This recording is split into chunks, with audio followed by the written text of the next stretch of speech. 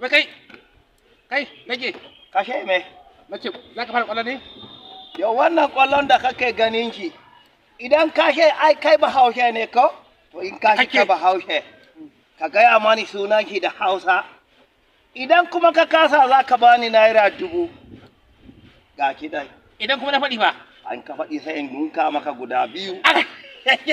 Nan ci banza. Kaji wannan bugaggen wai shine. Wannan sunanta da Hausa kwallo. Kwallo. Gigin ya ko gori ba shi ke da kwallo. Wannan ba sunan ci kenan ba. Ta maula. Ta maula? Yau menene aka ce mashi maula? Maula ba Hausa ba ne, maula abin da aka kaɗawa ne. Kaman kuntugi. Gashi.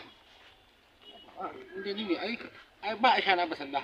Gaskiya wata ran sai karama. Gashi. Aradu. Kenan ba Hassan a ciki. To ba komi dai, ai a raba mugu da makami. Ina da ka je kuma?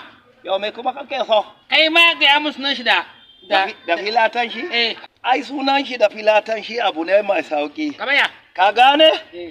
Ai yanzu za a iya gaya maka. Kai! Dala to. Ai ba gaya min ba. Wai sunan shi da filatan shi? Eh. Ai wannan abu mai sauki ne. Zan tafi wurin kakanmu idan in tambaya ki in ce mai na sunan ki sai in gaya maka. Kace na zama shashi hake nan. Kaga wannan bagagin ya ci kuɗi na a banza a wofi kuma in bi shi daji zai shiga.